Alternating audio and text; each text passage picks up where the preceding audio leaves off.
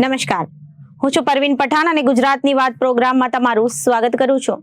આજે આપણે આપણા આ પ્રોગ્રામમાં જાણીશું કે આપણા ગુજરાત રાજ્યમાં દિવસ દરમિયાન કઈ કઈ ઘટનાઓ બની છે અને કેવી રીતે બની છે, કયો છે સોશિયલ મીડિયાનો હોટ ટોપિક મુદ્દો, તે સમગ્ર જાણકારી વિસ્તારપૂર્વક આપણા આજના આ પ્રોગ્રામમાં આપણે નિહાળીશું। તો ચાલો જાણીએ અને નજર કરીએ શરૂઆતના મુખ્યના વિશેષ સમાચારો પર। સુરત શહેરમાં ગત રોજ એક હત્યાનો બનાવ સામે આવ્યો હતો, જેમાં એક યુવકને માતાના ભાગે ભૂત પદાર્થ મારી હત્યા નિપજાવી હતી। હત્યારાઓ ભાગી ગયા હતા અને બીજી બાજુ શૌર્ય ચક્રથી સન્માનિત સીઆરપીએફ જવાનની સાહસિક કહાની। કાશ્મીરમાં અંધાધૂંધ ફાયરિંગ વચ્ચે સાથી જવાનને બચાવ્યો હતો આતંકી જમીન પર ઠાર। તો બીજી જગ્યાએ વ્યાજખોરો સામે 31મી જુલાઈ સુધી ડ્રાઈવ। ગુજરાતમાં 226 વ્યાજખોરો સામે 134 એફઆઈઆર। રાજ્યભરના 468 લોક દરબારમાં 31,000થી વધુ લોકો જોડાયા। તો બીજી જગ્યાએ દક્ષિણ ગુજરાતમાં ઉનાળુ ડાંગરનું મબલક ઉત્પાદન થતા પોષણક્ષમ ભાવ આપવા મુખ્યમંત્રીને રજૂઆત કરવામાં આવી। નિકાસ ડ્યુટીઓ ઘટાડવા રજૂઆત કરાઈ હતી। તો બીજી તરફ સુરત મનપાએ વર્ષ 6 કરોડથી વધુની વીજ બચત કરી હતી। એસએમસીની 65 મિલકતો પર સોલાર પેનલ થકી વીજળી ઉત્પન્ન થાય છે। બનાસકાંઠામાં પણ સોલાર પ્લાન્ટ નાખાશે।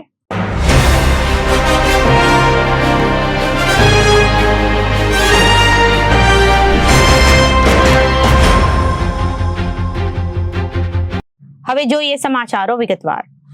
સુરત શહેરમાં ગત રોજ એક હત્યાનો બનાવ સામે આવ્યો હતો, જેમાં એક યુવકને માથાના ભાગે ભૂત પદાર્થ મારી હત્યા નિપજાવવામાં આવી હતી અને હત્યારાઓ ભાગી ગયા હતા।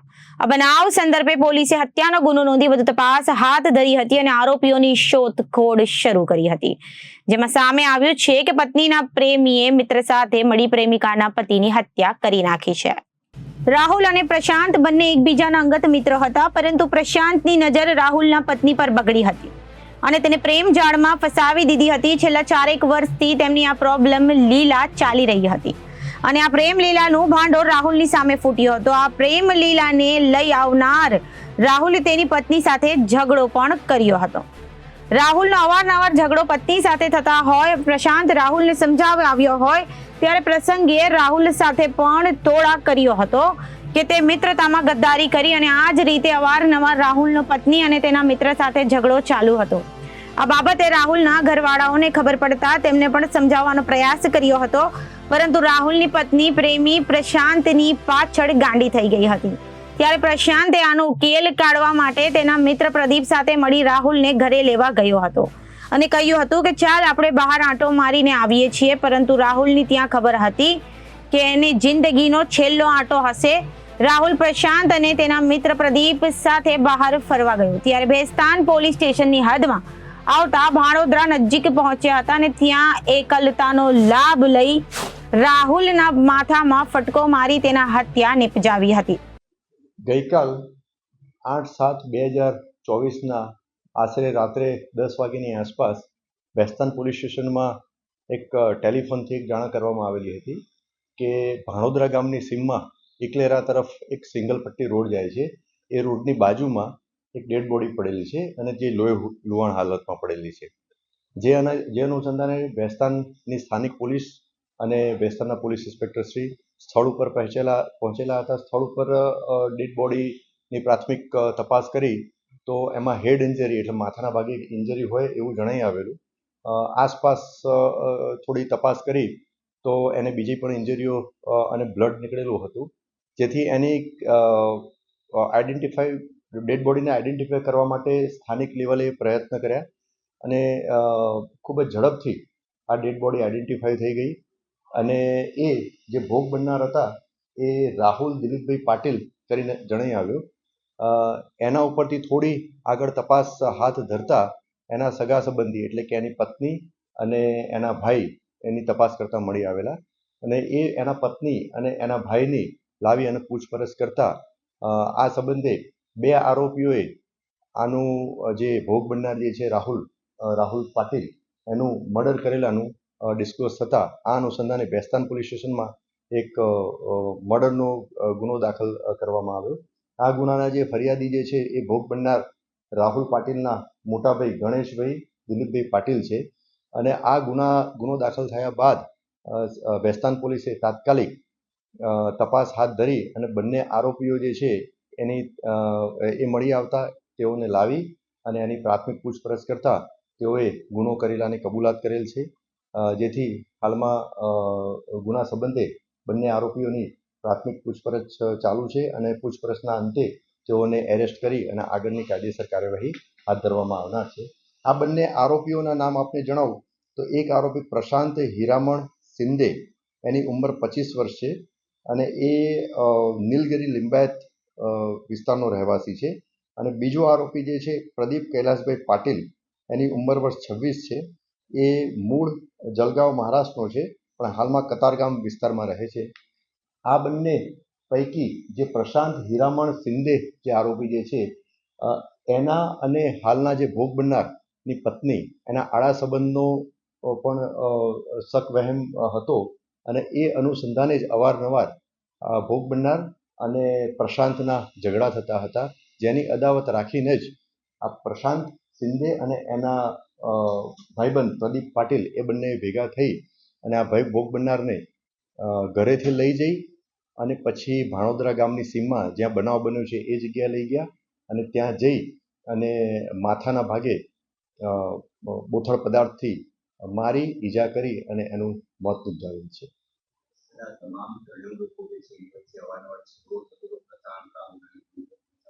હા, એ હાલ સુધીની તપાસમાં એવું ડિસ્ક્લોઝ થયું છે કે મેં જેમ આપને કહ્યું કે રાહુલના પત્ની અને પ્રશાંત વચ્ચે આડા સંબંધ હોવાની શંકા વહેમ રાખી અને અવારનવાર પ્રશાંત અને રાહુલ અને એના પત્નીને અવારનવાર ઝઘડો થતો હતો અને આ સંબંધની આ બાબતેની પુષ્ટિ પણ આ ગુનાના ફરિયાદી એટલે કે રાહુલના બ્રધર ગણેશભાઈએ પણ આપેલી છે.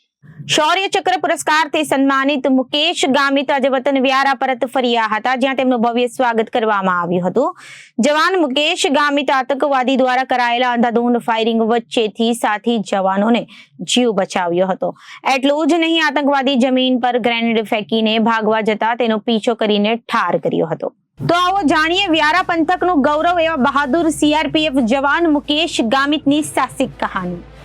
રાષ્ટ્રપતિના હસ્તે શૌર્ય ચક્રથી સન્માનિત સીઆરપીએફ જવાન મુકેશ ગામિત વતન વ્યારા ખાતે આવતા ભવ્ય સ્વાગત કરવામાં આવ્યું. 2021માં જમ્મુ કાશ્મીર ખાતે સ્પેશિયલ આતંક વિરોધી શોધખોળમાં ફરજ બજાવતા મુકેશ ગામિતે પોતાના અન્ય સાથીઓને ઘાતક હુમલાથી બચાવી આતંકવાદીને ઠાર માર્યો હતો. તાપી જિલ્લાના વડા મથક વ્યારા તાલુકાના ચાંપાવાડી ગામે રહેતા મુકેશ ગામિતનું વ્યારા ખાતે સન્માન કરવામાં આવ્યું. સામાન્ય પરિવારમાંથી આવતા જવાન મુકેશ ગામિતે સમગ્ર આદિવાસી સમાજ સહિત ગામનું નામ રોશન કરતા લોકો દ્વારા સ્વાગત કરવામાં આવ્યું. નવી દિલ્હીમાં રાષ્ટ્રપતિ ભવન ખાતે યોજાયેલા સન્માન સમારોહમાં ભારત દેશના રાષ્ટ્રપતિ દ્રૌપદી મુર્મુના હસ્તે તાપી જિલ્લાના વ્યારા તાલુકાના ચાંપાવાડી ગામના મુકેશ કુમાર ગામિતને શૌર્ય ચક્ર પુરસ્કારથી સન્માનિત કરવામાં આવ્યા હતા, જેને પગલે તાપી જિલ્લામાં હર્ષ સાથે ગૌરવની લાગણી પ્રવર્તી હતી. આજે મુકેશ ગામિતના સન્માનમાં વ્યારા ખાતે બાઇક રેલી કાઢવામાં આવી હતી. વીરતા, શૌર્ય અને પરાક્રમનો પરિચય આપતા 61 સીઆરપીએફના કોન્સ્ટેબલ મુકેશ ગામિતે મીડિયા માધ્યમોના સાથેના સંવાદમાં જણાવ્યું હતું કે 19 ડિસેમ્બર 2021ના રોજ શ્રીનગરના દરબાગ ખાતે સર્ચ ઓપરેશનમાં મકાનમાં છુપાયેલા એક આતંકવાદી દ્વારા થઈ રહેલા અંધાધૂંધ ફાયરિંગ દરમિયાન સીઆરપીએફની જવાબી કાર્યવાહી કરી રહ્યા હતા. તે દરમિયાન આતંકવાદીના નજીક પહોંચતા પોતાના સાથી જવાનોને ગોળીબારીથી બચાવવા આતંકવાદીના રાઇફલનું બેરલ ઉપરની તરફ કરીને તેનું સન્માન કર્યું હતું. આતંકવાદીએ જમીન પર ગ્રેનેડ ફેંકીને ઘરની બારીથી બહાર ભાગ્યો હતો, જેનો પીછો કરીને તેને ઠાર કર્યો હતો. આ બહાદુરી બદલ તેમને રાષ્ટ્રપતિના હસ્તે શૌર્ય ચક્ર પુરસ્કાર પ્રાપ્ત થતા દેશભરમાં તાપી જિલ્લાનું નામ ગૂંજતું થયું હતું. જેમના સન્માનમાં આજે જિલ્લાના વડા મથક વ્યારા ખાતે તેમનું સન્માન કરી વ્યારા નગરમાં દેશભક્તિના ગીતો સાથે બાઇક રેલી કાઢવામાં આવી હતી અને તેમનું વ્યારા નગરમાં ઠેર ઠેર સ્વાગત કરવામાં આવ્યું હતું.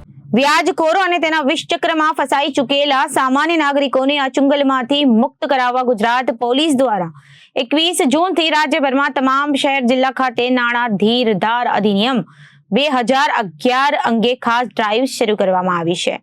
31મી જુલાઈ સુધી ચાલનારી આ ડ્રાઈવ અંતર્ગત તમામ જિલ્લાઓમાં ઉચ્ચ પોલીસ અધિકારીઓ દ્વારા લોક દરબાર યોજી તલાશપર્શી તપાસ સાથે કડક કાર્યવાહી શરૂ કરી દેવામાં આવી છે.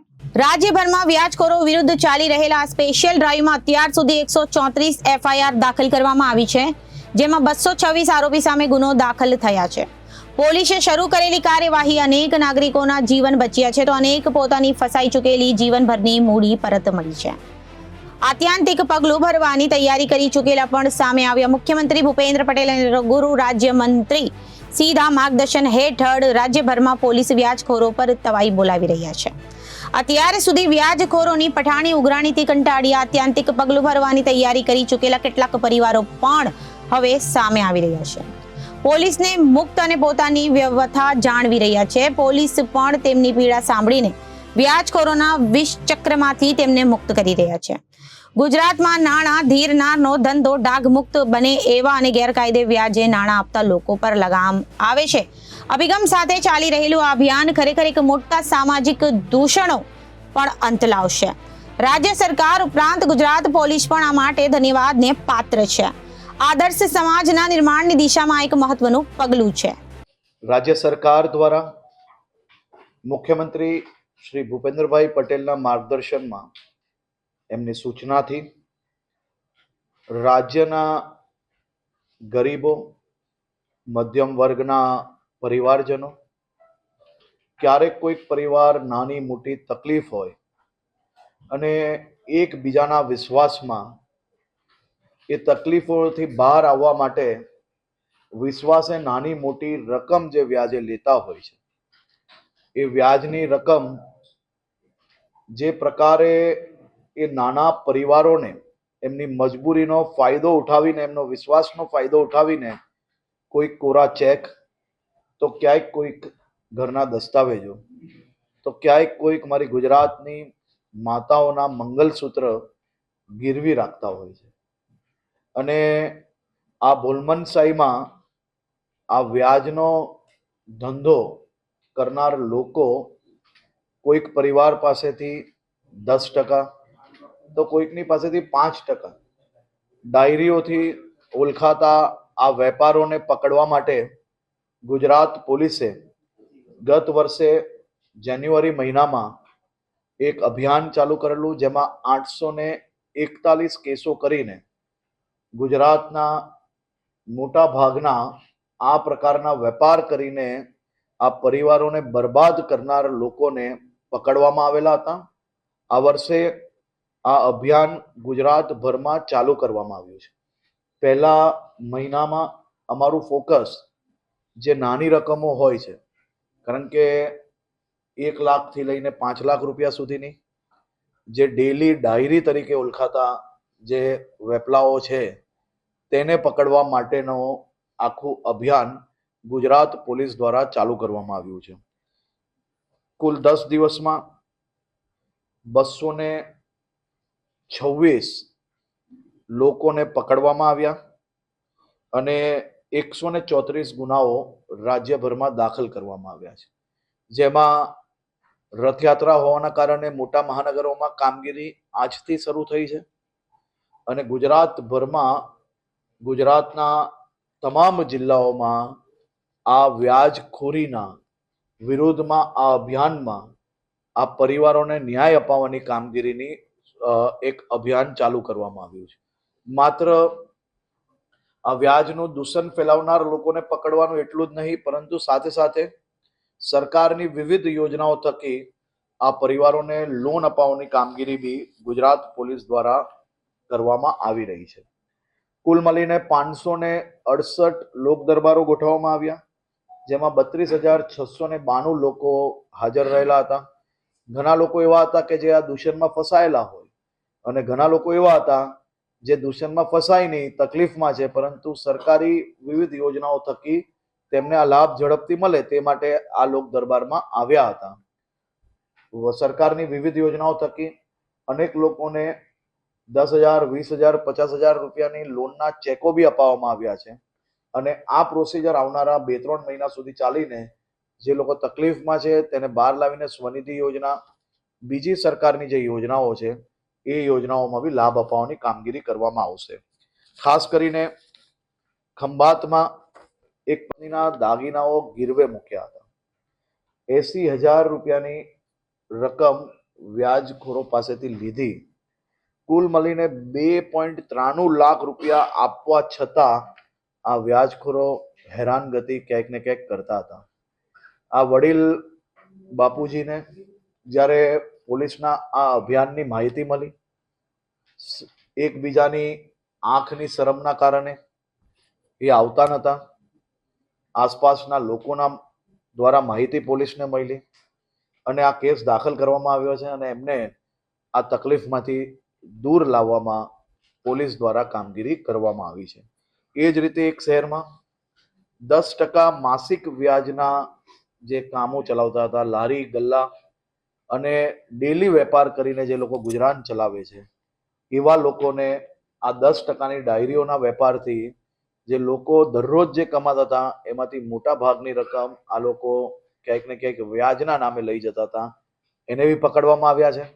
લોકોના વ્યવહારિક રકમ પાછી અપાવવાની કામગીરી પોલીસ દ્વારા એમાં કરવામાં આવી છે. આણંદ જિલ્લામાં એક ગામમાં એક માતાના સપનું કે પોતાના દીકરાને વિદેશ ભણવા મોકલશે અને વિદેશ ભણવા મોકલવાના કારણે 3 લાખ રૂપિયા જે 5% વ્યાજે લીધેલા હતા, એ માતાને બી આ લોકો દ્વારા જે હેરાનગતિ હતી એમના પરિવારને, એમાંથી બી છૂટકો અપાવવા માટે પોલીસ દ્વારા કામગીરી કરવામાં આવી છે ને હજી ચાલી રહી છે. આ બધા જ લોકોને સરકારી યોજના થકી આનાથી વધારે રકમ કઈ રીતે મળી શકે છે, એ પ્રોસેસ કઈ રીતે કરી શકાય છે, તેની બી માહિતી પોલીસ અને સરકારી તંત્ર દ્વારા મુખ્યમંત્રી શ્રીની સૂચનાથી આપવામાં આવી રહી છે. આ બધા જ લોકોને આપની ચેનલોના માધ્યમથી બી આ જે રકમો છે અને આ જે યોજનાઓ છે એ યોજનાનો લાભ લેશે તો જરૂરથી એ લોકોને 2-4 દિવસ આમ તેમ થઈ શકે છે, પરંતુ એમને આ બધો જ લાભ જરૂરથી મળી શકે છે. તે માટે પોલીસ વિભાગ બી અને જિલ્લા વહીવટી તંત્ર બી સાથે મળીને આવનારા દિવસોમાં આ જે કિસ્સાઓ છે કે કિસ્સામાં લારી ચલાવવા માટે દરરોજ કેટલા રૂપિયાની જરૂર પડે અને એ લોકો કેટલા રૂપિયા આવી તર એવરેજ ડાયરી પર લેતા હોય છે, તો એ લોકોને કઈ કઈ યોજનાઓનો લાભ મળી શકે અને ભવિષ્યમાં બી રૂપિયાની જરૂર હોય તો કઈ રીતે રૂપિયા આપણે એને સરકારી યોજના થકી અપાવી શકીએ, તે કઈ રીતે માહિતીઓ પહોંચાડવી લોકો સુધી, એનો બી પ્રયાસ આ અભિયાન દ્વારા કરવામાં આવી રહ્યો છે.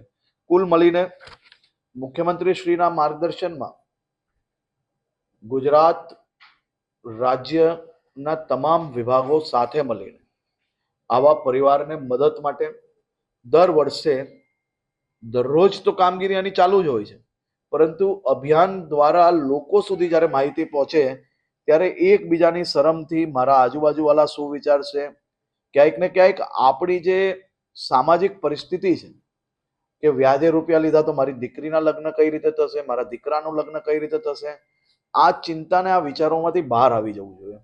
મારી તો આવા પરિવારના સૌ સગા સંબંધીઓને બી વિનંતી છે કે આપણા કોઈ સગા સંબંધી આવા કોઈ વિષયની અંદર ફસાયા હોય તો એને સમજાવીને બહાર લાવો, પોલીસ સુધી આ માહિતી આપો. પોલીસ સ્ટેશનની અંદર જો તમારે કોઈ બી પ્રકારની અગવડતા હોય, તમને મદદ ના મળતી હોય તો સિનિયર અધિકારીને મળો. સિનિયર અધિકારી દ્વારા જો તમારો ઉકેલ ના આવતો હોય તો સોમ મંગળવારે ગાંધીનગરમાં અમે હંમેશા બધા જ જે અરજદાર છે એને મળતા હોઈએ છીએ અને મારી ઓફિસને બી જો જાણકારી આપશો તો આ પ્રકારની માહિતીને અમે ટેલિફોનિકના માધ્યમથી બી નીચે એસપીને જાણકારી આપીને આ કામગીરી કરાવીએ છીએ. પરંતુ આ અભિયાનને લઈને કોઈ બી વ્યક્તિ કોઈના સાચા રૂપિયા, કોઈએ તકલીફમાં મદદ કરી હોય, કોઈ કે વ્યાજ વગર મદદ કરી હોય અને હવે રૂપિયા નથી અપાતા, હવે રૂપિયા નથી આપવા એમ કરીને ખોટી અરજી કરશે તો એની ઉપર બી પગલાં ભરવા માટે સૂચના આપી છે. કારણ કે સમાજ જીવનમાં એકબીજાનો વિશ્વાસ બેવ બાજુથી ટકાવી રાખવો ખૂબ જરૂરી છે. રૂપિયા ભલમાનસાઈમાં આપેલા હોય એ રૂપિયા પાછા ના આપવા માટે ખોટી અરજી કરવી એ બી ના ચલાવી લેવું એ બી ખૂબ જરૂરી છે. કારણ કે સમાજ જીવનમાં એકબીજાનો વિશ્વાસ બી ટકાવી રાખવાનો છે, એકબીજાની તકલીફમાં સમાજના એકબીજા વ્યક્તિઓનો આપણે ઉપયોગ કઈ રીતે કરી શકાય તે બી વ્યવસ્થા આપણે બનાવી રાખવાનો પ્રયત્ન કરીએ છીએ. ક્યાંય બી આ અભિયાન દરમિયાન કોઈ બી જગ્યા પર એવું લાગે કે અમે માત્ર મદદ કરી છે, ટકો વ્યાજ આપતા હતા સામનેથી, ખોટી રીતે તમને હેરાનગતિ થાય છે, તો બી આપ જરૂરથી મને ઈમેલના માધ્યમથી, પત્રના માધ્યમથી બી જાણકારી આપશો તો અમે જરૂરથી ખોટું થતા અટકાવવા માટે પ્રયત્નશીલ રહેશું. પરંતુ ડાયરી જોડે ધંધો કરતા અગર કોઈ બી સરકારી કર્મચારી હોય અને પોલીસ સ્ટેશન જો તમારી ફરિયાદ ના લે તો એની બી માહિતી તમે પત્ર દ્વારા ઉચ્ચ અધિકારીઓ, ડીજીપી, એસીએસ હોમ અને મારી કાર્યાલયે બી કરી શકો છો. અમે આ પ્રકારના બી કિસ્સાની અંદર કડક પગલાં જરૂરથી ભરવા માંગીએ છીએ. કારણ કે લાખો લોકો આજે અલગ અલગ વહીવટી તંત્રમાં જોડાયેલા હોય, એમાંથી જો કોઈ બી વ્યક્તિ તમને એવું લાગતું હોય કે આ પ્રકારનો ધંધો કરે છે અને આપણે હેરાન કરે છે અને પોલીસ સ્ટેશનમાં આનું લઈ જવાય કે ના લઈ જવાય, જરાય ચિંતા નહીં કરતા. તમે અરજી જરૂરથી આપજો ને અરજીની કોપી અમારી કાર્યાલય સુધી મોકલજો, જેથી આવા લોકો પર બી પગલાં ભરવામાં અમને સાચી માહિતી અહીંયા સુધી મળે. આભાર. દક્ષિણ ગુજરાતમાં ઉનાળુ ડાંગરનું મબલક ઉત્પાદન થતા પોષણક્ષમ ભાવ આપવા મુખ્યમંત્રી રજૂઆત કરવામાં આવી છે. નિકાસ ડ્યુટી ઘટાડવા રજૂઆત કરવામાં આવી હતી. મુખ્યમંત્રી ભૂપેન્દ્ર પટેલને રજૂઆત કરવામાં આવી છે. રજૂઆત સમયે રાજ્યના મંત્રી મુકેશ પટેલ અને ધારાસભ્ય સંદીપ પટેલ હાજર રહ્યા હતા. દક્ષિણ ગુજરાતમાં ઉનાળુ ડાંગરનું મબલક ઉત્પાદન થતા પોષણક્ષમ ભાવ આપવા મુખ્યમંત્રીને રજૂઆત કરવામાં આવી છે. નિકાસ ડ્યુટી ઘટાડવા રજૂઆત કરાઈ. મુખ્યમંત્રી ભૂપેન્દ્ર પટેલને રજૂઆત કરવામાં આવી છે કે રજૂઆત સમયે રાજ્યના મંત્રી મુકેશ પટેલ અને ધારાસભ્ય સંદીપ પટેલ હાજર રહ્યા. નિકાસ ડ્યુટી 20% થી ઘટાડી 10% કરવા મુખ્યમંત્રીની રજૂઆત કરવામાં આવી. દક્ષિણ ગુજરાતમાં શેરડી અને ડાંગરનો સૌથી વધુ પાક લેવામાં આવતો હોય છે, ત્યારે સુરતના ઓલપાડમાં ગયા વર્ષ કરતા ચાલુ વર્ષે સૌથી વધુ ડાંગરનું ઉત્પાદન થતા ઓલપાડ અને 84ની મંડળીઓમાં 10 લાખ ડાંગરની ગુણીઓ સ્ટોક થયો છે. વેપારીઓ ઓછા ભાવે ડાંગર માંગતા મંડળીઓમાં થયો ડાંગરનો સ્ટોક અને આ સ્ટોકના કારણે મંડળી સંચાલકો અને ખેડૂતોની ચિંતા વધી ગઈ છે. ઓલપાડ તાલુકાના મથકે આવેલી શોષક કોટન મંડળી, અસનાદ કોટન મંડળી, ઓલપાડ કોટન મંડળી, જહાંગીરપુરા કોટન મંડળી અને પાલ કોટન મંડળીના ગોડાઉનમાં લાખો ગુણી ડાંગરનો સ્ટોક થાય છે. હજી ગયા વર્ષનો અંદાજે 30,000 ગુણીનો સ્ટોક હજી ગોડાઉનમાં પડ્યો છે અને ચાલુ વર્ષે 4 કોટન મંડળી થઈ 2.72 લાખ ડાંગરની ગુણીનો સ્ટોક પડ્યો છે અને વેપારીઓ ટેકાના ભાવથી પણ ઓછા ભાવે ડાંગરની માંગણી કરતા ઓલપાડની 4 મંડળીઓમાં ડાંગરનો સ્ટોક પડ્યો છે. સહકારી મંડળીના આગેવાનની વાત માનીએ તો ઓલપાડ અને 84 તાલુકાની 9 મંડળીઓમાં આશરે 10 લાખ ગુણી ચોમાસુ ડાંગરની આવક થઈ છે, જેમાંથી માત્ર 2 લાખ ગુણીનું વેચાણ થવા પામ્યું છે, જેના કારણે જગતના તાતની ચિંતા વધી છે. સુરત મહાનગરપાલિકાએ પોતાની કચેરીઓ અને મિલકત પર સોલાર પેનલ લગાવી વીજળી ઉત્પન્ન કરી વર્ષ 6.18 કરોડની બચત કરી. મહાનગરપાલિકાની 65 જેટલી મિલકતો છે, જેની ઉપર સોલાર પેનલ લગાડવામાં આવી છે. એટલું જ નહીં, પાટણ બાદ હવે બનાસકાંઠા ખાતે પણ સુરત મહાનગરપાલિકા સોલાર પ્લાન્ટ નાખવા થઈ જઈ રહી છે, જેના કારણે મનપાને વીજળીના ખર્ચામાં કરોડો રૂપિયાની રાહત થશે. મનપાએ સુએઝ પમ્પિંગ સ્ટેશન પર સ્થાપિત સોલાર પેનલ થકી ઉર્જા સંરક્ષણમાં સૌથી મોટી સફળતા પ્રાપ્ત થઈ છે. રાંદેર, વરાછા, ઉધના અને ઉમરા નોર્થ સીએઝના પમ્પિંગ સ્ટેશન મહાનગરપાલિકા માટે સૌથી મોટા પાવર જનરેટિંગ સ્ટેશન બન્યા છે. મ્યુનિસિપલ કોર્પોરેશનની ઉર્જાની જરૂરિયાતના 36%થી વધુ રિન્યુએબલ એનર્જીમાંથી લેવામાં આવે છે, જેના કારણે સુરત મહાનગરપાલિકાને સોલર પેનલ લગાડવાથી એક જ વર્ષમાં 6.18 કરોડ રૂપિયાની વધુની બચત થઈ છે. સુરત મહાનગરપાલિકા પોતાની તમામ 64 જેટલી સરકારી મિલકતો ઉપર, જેમાં સરકારી સ્કૂલ સહિત ઝોન ઓફિસ અને અલગ અલગ પ્લાન્ટ સામેલ છે, ત્યાં સોલર પેનલ થકી કરોડો રૂપિયાની બચત કરી રહી છે. સ્ટેન્ડિંગ કમિટીના સભ્ય દીપેન દેસાઈએ જણાવ્યું હતું કે સુરત મહાનગરપાલિકા દ્વારા શહેરના અલગ અલગ જગ્યાઓ ઉપર સોલાર પ્લાન્ટ સ્થાપવામાં આવે છે. તમામ કોર્પોરેશનની મિલકતો સોલાર પ્લાન્ટ લગાડવામાં આવેલા 64 અલગ અલગ સરકારી મિલકતો છે, જેમાં કોર્પોરેશનની school, zone office, fire station, tertiary plant સહિત તમામ મિલકતો પર સોલાર પ્લાન્ટ લગાડવામાં આવે છે. પાટણમાં બમરોલી ગામમાં 10 મેગાવોટનો સોલાર પ્લાન્ટ છે. કુલ 19 મેગાવોટનો પ્લાન્ટ હાલ કાર્યરત છે, જેની કુલ કેપિટલ કોસ્ટ 43.26 કરોડ રૂપિયા છે. ઇન્વેસ્ટમેન્ટ કર્યું છે, તેની સામે 39.54 વીજ બચત થઈ છે. તેઓ વધુમાં જણાવ્યું હતું કે ગત નાણાકીય વર્ષમાં 6.18 કરોડ રૂપિયાની બચત થઈ હતી. આવનારા વર્ષમાં 7 કરોડ ઉપર બચત થશે તેવું અનુમાન છે. બનાસકાંઠામાં અમે વધુ એક સોલાર પ્લાન્ટ નાખવા જઈ રહ્યા છીએ. 55.56 કરોડના ખર્ચે 10 મેગાવોટને આ પ્લાન્ટ રહેશે, જેના થકી 9.50 કરોડ રૂપિયાની વીજ બચત રહેશે. જાન્યુઆરી 2025 થી અંદર આ કાર્ય પૂર્ણ થઈ જશે, જે સુરત મહાનગરપાલિકા માટે ઉપયોગમાં આવશે. તો અત્યારે ગુજરાતની વાતમાં વિરામ લઈએ. વધુ સમાચારો માટે જોતા રહો જનાદેશ ન્યૂઝ. નમસ્કાર.